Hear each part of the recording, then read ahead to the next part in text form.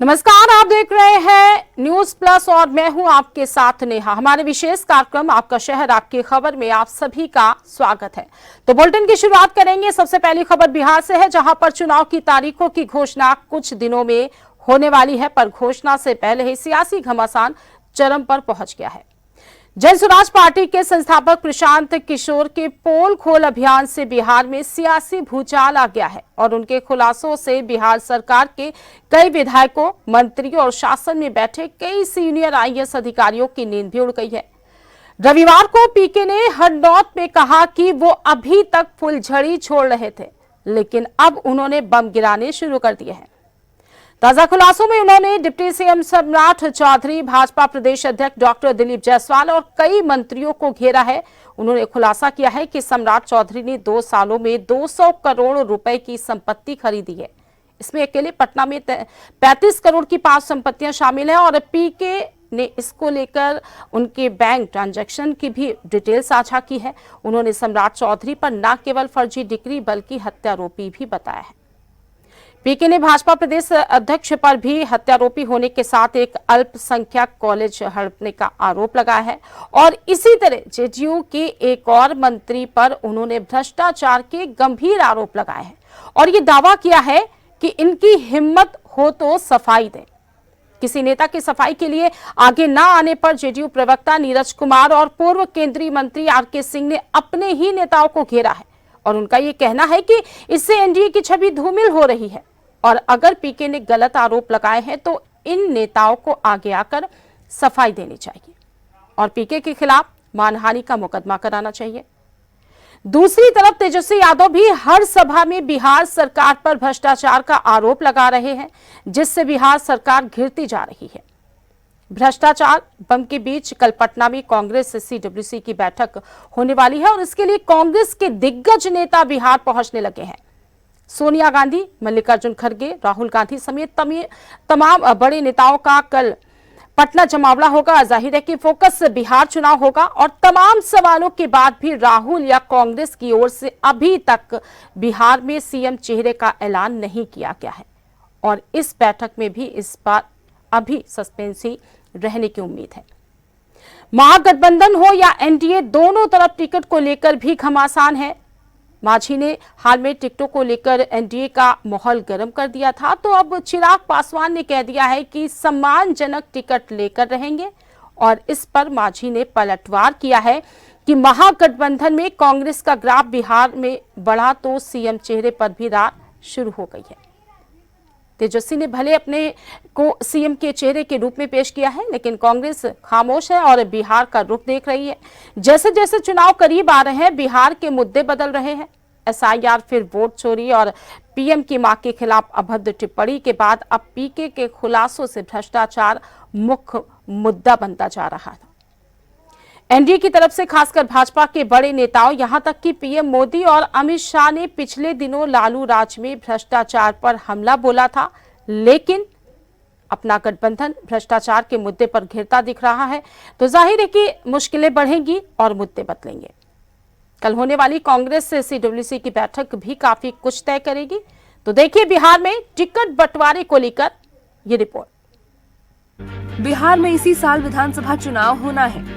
NDA ने CM face के लिए एक बार फिर नीतीश कुमार के नाम पर मुहर लगा दी है, लेकिन सबसे बड़े विपक्षी गठबंधन की तरफ से अभी सीएम फेस का ऐलान नहीं हुआ है। महागठबंधन की सबसे बड़ी पार्टी आरजेडी जहां तेजस्वी यादव को सीएम फेस बता रही है, लेकिन कांग्रेस की तरफ से सीएम फेस पर कुछ खुलकर नहीं कहा जा रहा। महागठबंधन के नेताओं का कहना है कि ऐसा कोई विवाद नहीं, एनडीए के लोग बेवजह मामले को तूल दे रहे हैं। देखिए, गठबंधन की राजनीति में सभी दल अलग होते हैं।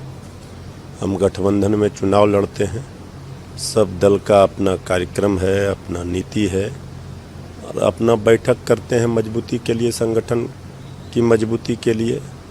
तो कांग्रेस पार्टी, अगर हमारा कोई भी सहयोगी दल मजबूत होता है तो उसका लाभ गठबंधन को मिलेगा। तो कांग्रेस पार्टी भी इस बात को अच्छी तरह समझती है कि बिहार में सबसे बड़ी पार्टी आरजेडी है, सबसे बड़ी ताकत है। ज़मीनी हकीकत क्या है ये हमारे सहयोगी दल भी समझते हैं। तो इसलिए कांग्रेस पार्टी अपना बैठक कर रही है। इसमें हर्ज क्या है? गठबंधन के लीडर्स हैं, एक गाड़ी पर चले, धूप में चले, वर्षा में चले, इतनी खराब मौसम है उसमें उन्होंने चला, किसान से जाकर के गले लगाया, पानी में उतर करके आपने देखा किस प्रकार से नौजवानों से हाथ मिलाया। सभी लोग हमारे इंडिया गठबंधन के लीडर जो हैं वो इंटैक्ट हैं और इंडिया गठबंधन के जितने भी एमपी हैं, एमएलए हैं, जितने भी लोग हैं, हम जितने भी सिपाही हैं, हम सब लोग जमीन पर काम कर रहे हैं। इनको कहने दीजिए, कोई असर नहीं पड़ने वाला है।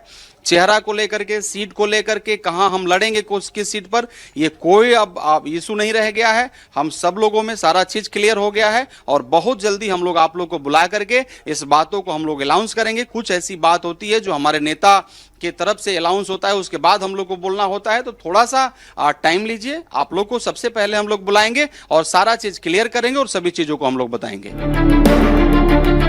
जबकि बीजेपी महागठबंधन की ओर से तेजस्वी यादव को सीएम फेस घोषित नहीं करने पर हमलावर है। बीजेपी ने सोशल मीडिया पर एक एआई वीडियो शेयर किया है जिसमें तेजस्वी यादव अपने पिता लालू यादव से राहुल गांधी की शिकायत कर रहे हैं। हालांकि चुनावी मौसम है तो ये चर्चाएं लाजमी है और ये बात भी उतनी ही सच है कि अभी तक विपक्ष की तरफ से सीएम फेस का ऐलान न होना कहीं न कहीं गठबंधन में सब कुछ ठीक न होने के संकेत दे रहा है। तो चुनाव की तारीखें दशहरा और दिवाली के बीच घोषित होने की उम्मीद है। निर्वाचन आयोग का नवंबर के मध्य तक चुनाव पूरे कराने का लक्ष्य है और ऐसे में सभी सियासी दलों ने ताकत झोंक दी है, जिससे बिहार का सियासी पारा चरम पर पहुंच गया है। तो आइए अब चलते हैं उत्तर प्रदेश, जहां पर आजम खान जेल से बाहर आए तो सियासी गर्मी भी बढ़ गई है। आजम वैसे तो कुल मिलाकर 50 महीने से अधिक जेल में रहे, लेकिन इस बार 23 माह बाद जेल से बाहर आए हैं और सीतापुर जेल से जैसे ही वो बाहर निकले उनके राजनीतिक भविष्य को लेकर अटकलें भी शुरू हो गई। सपा में एक समय उनकी हैसियत नंबर 2 की थी। मुलायम के समय वो मुस्लिमों के सबसे बड़ा चेहरा थे और अखिलेश के आने के बाद वो मुस्लिमों के चेहरा बने रहे, लेकिन जेल जाने से बाद उनकी दूरियां सपा आलाकमान से दिखने लगी और आजम समर्थकों ने सपा पर साथ न देने के आरोप भी लगाए। कई बार आजम की तल्खी भी सामने आई। हालांकि अखिलेश और शिवपाल यादव ने उनको हमेशा अपना बताया और कहा कि वो उनके साथ हैं।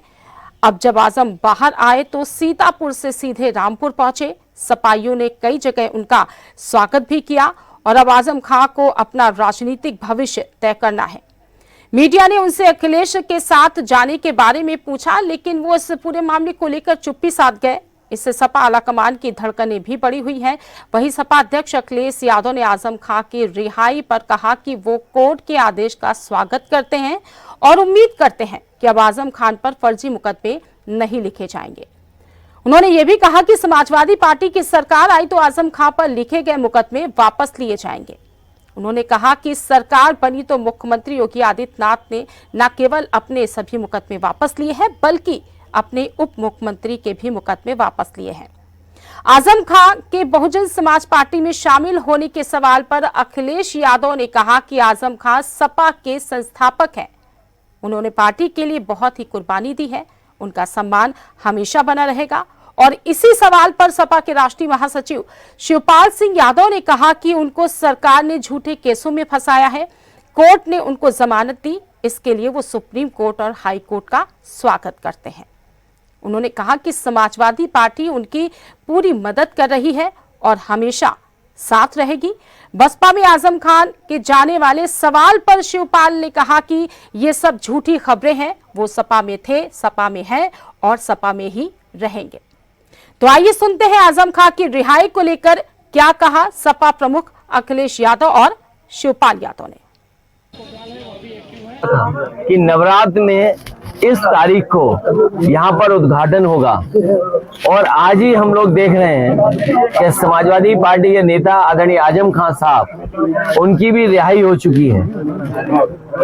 इसके लिए मैं कोर्ट को धन्यवाद देना चाहता हूं और यही हम समाजवादियों का भरोसा था कि कोर्ट न्याय करेगा और उन्हें न्याय मिलेगा। हमें उम्मीद है कि आने वाले समय में एक भी झूठा मुकदमा या इस तरह का सरकार जो लगातार भारतीय जनता पार्टी की और वहां का विधायक, खासकर जो रामपुर का विधायक, वो भारतीय जनता पार्टी के लोग मिलकर के और एक ऐसा अधिकारी जिसको एक्सटेंशन पे एक्सटेंशन पे एक्सटेंशन पे एक्सटेंशन पे एक्सटेंशन, कम बोला है मैंने, लगातार मिला है, वो अन्याय नहीं करेंगे। हमारे समाजवादियों के लिए खुशी का समय है कि जहां पर वो आज रिहा होकर के, आज जेल से रिहा हुए हैं वो। सर, ये कुछ चंडू खाने की खबरें चल रही थी कि आजम खान साहब बसपा के नेताओं से देखिए, आदरणीय आजम खान साहब समाजवादी पार्टी और समाजवादी पार्टी के संस्थापक नेताजी और हम लोगों के साथ, और भारतीय जनता पार्टी का मुकाबला करने पर आज से नहीं, न जाने कब से सबसे बड़ी भूमिका उनकी और समाजवादियों की रही है। और आज तो इतना खुशी का ये भी समय है कि जब आज मैं इन लोगों से मिल रहा हूं, जहां एक पुरानी जगह पहुंचे वहीं पर उन्हें भी आज ही न्याय मिला है। और हमें उम्मीद है कि आने वाले समय में उनके सभी मुकदमे खत्म होंगे और समाजवादी सरकार बनने पर जिस तरीके से मुख्यमंत्री जी ने अपने मुकदमे वापस लिए हैं, उन्होंने न केवल अपने मुकदमे वापस लिए हैं बल्कि डिप्टी सीएम के भी मुकदमे वापस लिए हैं, तमाम भाजपाई नेताओं के मुकदमे वापस लिए हैं। समाजवादी सरकार बनने पर जितने भी झूठे मुकदमे लगे हैं आदरणीय मोहम्मद आजम खान साहब पर, वो सब वापस लेने का काम सरकार में होगा। आजम खान को गलत झूठे केसों में सरकार ने फंसाया, लेकिन कोर्ट ने उन्हें जमानत और केसों में राहत दी है। इसके लिए हम कोर्ट का स्वागत करते हैं, सुप्रीम कोर्ट का स्वागत करते हैं, हाई कोर्ट का स्वागत करते हैं। और उनको पूरा झूठे केसों में सैकड़ों केस लगाए थे। निश्चित देखिए, वैसे तो समाजवादी पार्टी पूरी उनकी मदद कर रही है और करेगी। राजनीतिक गलियारों में चर्चा है कि वो बसपा का दामन भी थाम सकते हैं चंद्रशेखर आजाद। ये सब झूठी खबरें हैं। समाजवादी पार्टी पूरी तरह से उनकी मदद कर। और अब आजम खान के बसपा में शामिल होने की अटकलें लगाई जा रही है और ऐसे में सपा को नुकसान हो सकता है। अगले कुछ दिनों तक आजम को लेकर प्रदेश की राजनीति गरमाने की पूरी संभावना है।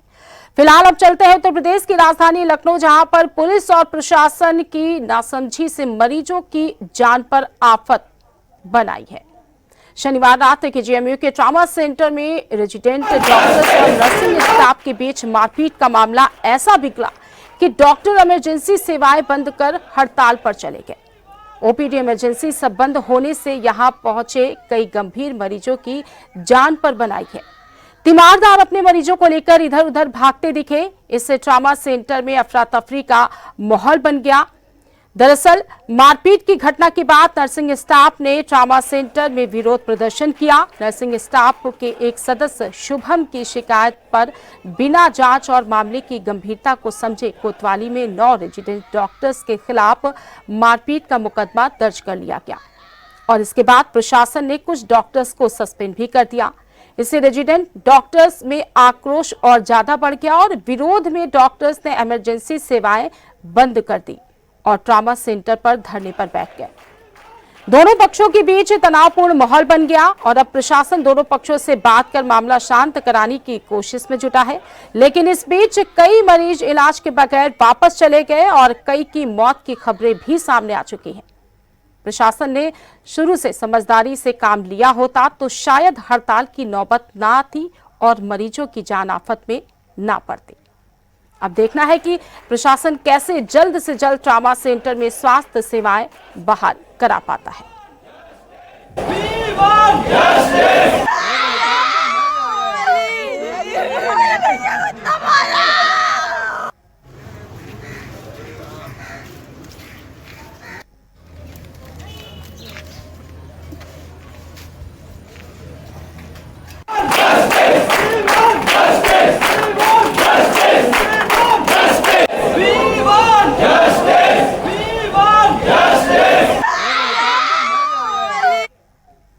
और अब खबर अलीगढ़ से, जहां पर आज सुबह दर्दनाक हादसा हो गया। मिनी ट्रक में कार टकराने से दोनों वाहनों में आग लग गई, जिससे 4 युवकों समेत 5 लोग जिंदा थे। 4 युवक कार पर सवार थे और एक मिनी ट्रक चालक था। हादसे के बाद इनके परिवारों के सपने और खुशियां भयंकर आग में जलकर राख हो गए। परिजनों की चीखों से हर किसी की आंख नम हो गई। हादसा केवल सड़क दुर्घटना नहीं, बल्कि इंसान को झकझोर देने वाली एक त्रासदी के रूप में सामने आई है। दिल दहला देने वाली ये घटना अलीगढ़ के थाना अकरबाद क्षेत्र में नेशनल हाईवे पर हुई। दरअसल अगला टायर फटने से अनियंत्रित तेज रफ्तार कार सामने से आ रहे एक मिनी ट्रक से जा टकराई। टक्कर के बाद दोनों वाहनों में आग लग गई और आग की लपटें इतनी भयानक थी कि देखते ही देखते दोनों वाहन खाक हो गए। कार में बैठे चारों युवक अंदर ही फंसे रह गए। बुरी तरह जलने से 3 की मौके पर ही मौत हो गई, जबकि एक गंभीर रूप से घायल युवक की मौत अस्पताल में हुई। वहीं हादसे में मिनी ट्रक चालक की भी मौत हुई। घटना की खबर फैलते ही इलाके में मातम छा गया और सभी की आंखों में आंसू और दिलों में दहशत देखने को मिली। मौके पर पहुंचे दमकल जवानों ने कड़ी मशक्कत के बाद आग पर काबू पाया। जब तक पुलिस कार में फंसे लोगों को बाहर निकाल पाती, सब बुरी तरह से जल चुके थे। वहीं हादसे में मरने वाले कार सवार चारों युवक हाथरस के रहने वाले थे, जबकि मिनी ट्रक चालक एटा का रहने वाला था। तो आइए सुनते हैं हादसे के प्रत्यक्षदर्शियों का क्या कुछ कहना है।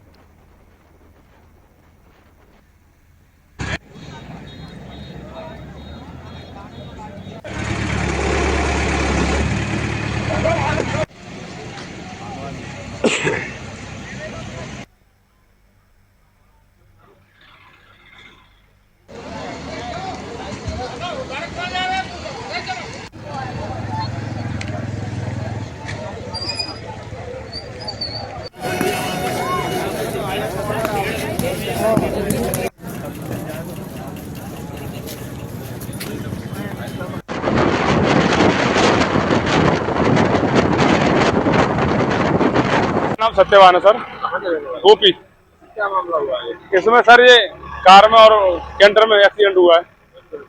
मैं रनिंग करने आया था सुबह, तो अचानक देखा यहाँ 20-25 आदमी खड़े हैं, मगर बचाने की कोशिश करी उनने, मगर उन पर बचा नहीं था कोई। मैंने देखा एक आदमी कार में से लटक रहा था उल्ला, उसे पकड़ के मैंने देखा वो जिंदा था सर, तो वो पकड़ के मैंने खींच दिया, तो एक दो मैंने बचा दिया सर। और 3 इसमें कार में जल गए, एक कैंटर में जल गया, जिंदा जले हैं सर। ये 4 लोग जिंदा जले हैं। मुझे अफसोस हो रहा है, मैं उन्हें भी खींच देता। एक लेडीज है इसमें, एक बच्चा है। तो इस भयावह हादसे का मंजर जिसने भी देखा, पहले तो वो दहशत में आ गया, लेकिन इसके बाद लाशें देखकर हर किसी की आंख भर आई। फिलहाल आपका शहर आपकी खबर में आज बस इतना ही। देश दुनिया की और खबरों के लिए देखते रहिए न्यूज़ प्लस। नमस्कार।